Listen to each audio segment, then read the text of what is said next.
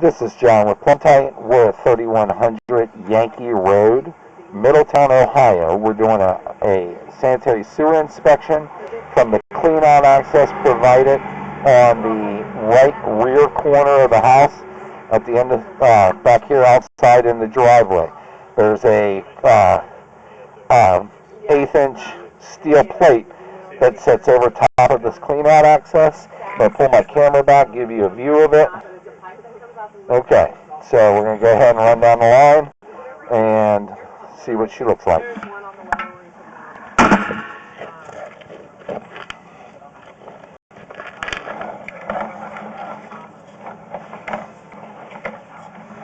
So we just went through one little spot that was holding water, kinda.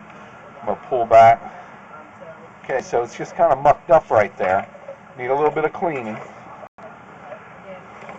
I'm going to go ahead and run.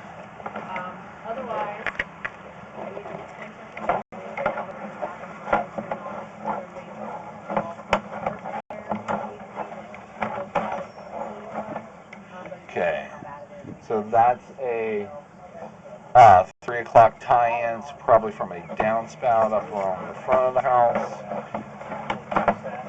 Could be from another sewer connection. Got some light roots right there coming through the hub. Yeah.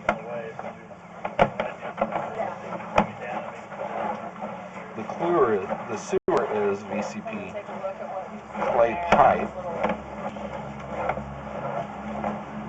Okay.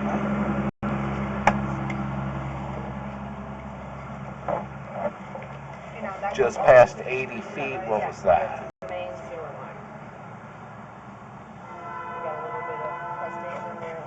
Yeah, got some deposits and incrustations. Okay, so right there, we hit our dive. There was a little bit of waste paper there. We're into our dive to the city main. And there's the main. Alright, so we're at 101 feet basically, 100 foot 10 inches. I'm going to grab a rag to clean my cable. I'm going to pause video. I'll be right back. We'll start it up and we'll look at this again on the way back. Okay, so we're going to resume here.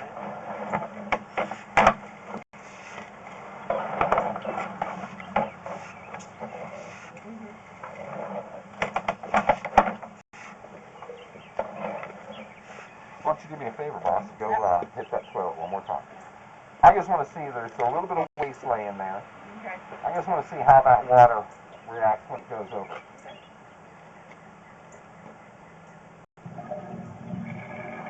Whoosh.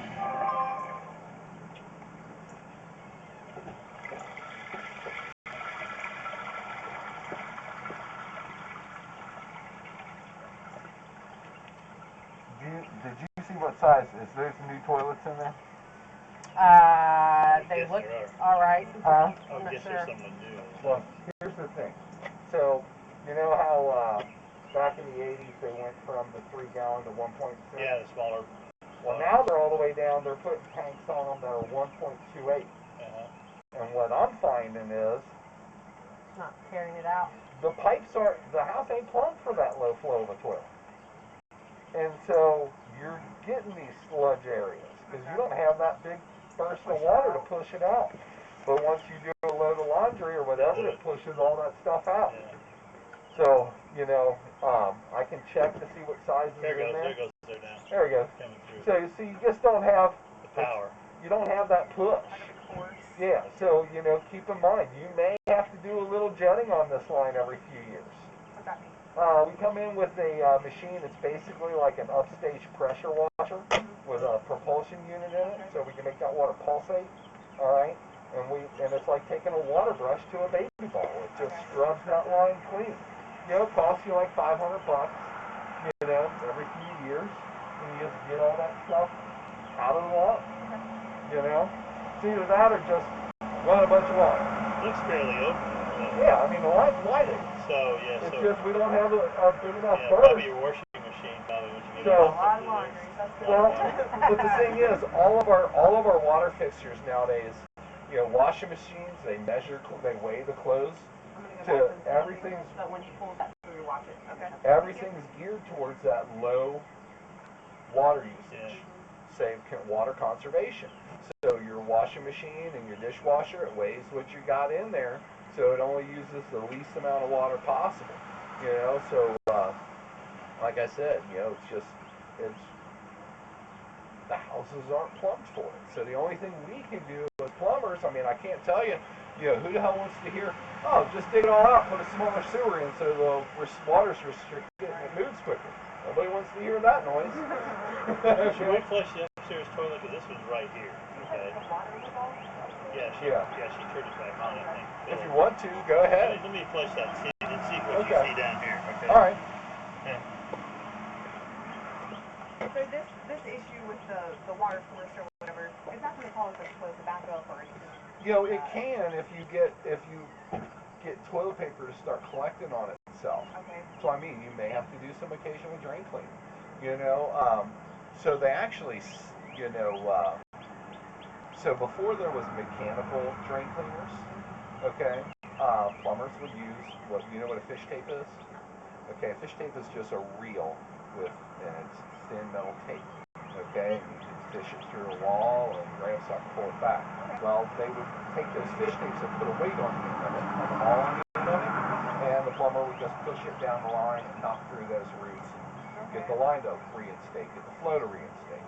Okay, so you know, they cost. I was looking at them online a few weeks ago. You can typically find them for less than $100.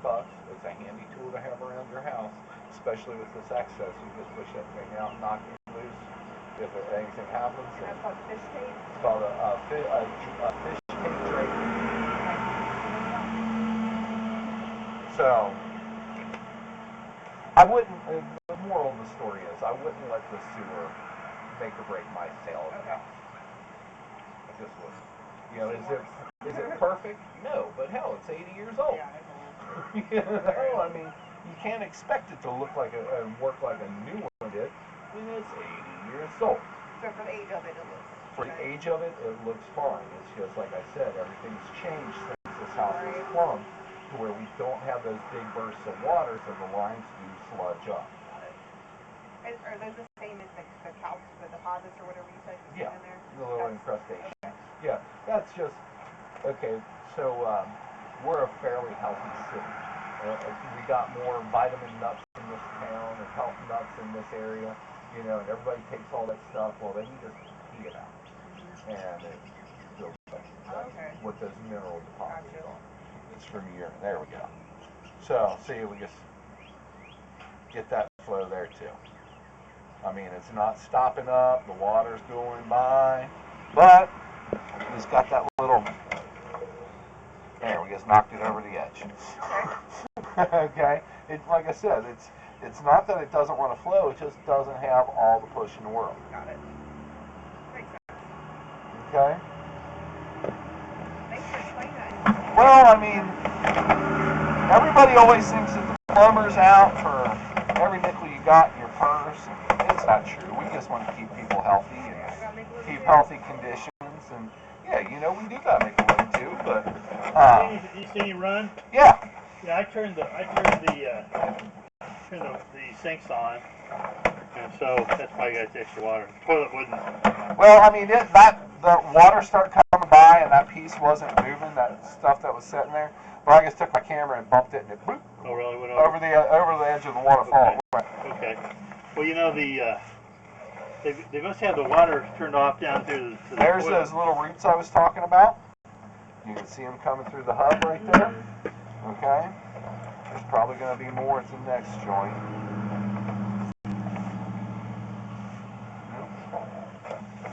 I know I saw a different spot than that in there. Okay. So, that's why I said I definitely do recommend a root X treatment, just so those things don't take off. We don't know if somebody was here last week and did drain cleaning. Yeah, and you know, you'll do an official report, right? Yeah.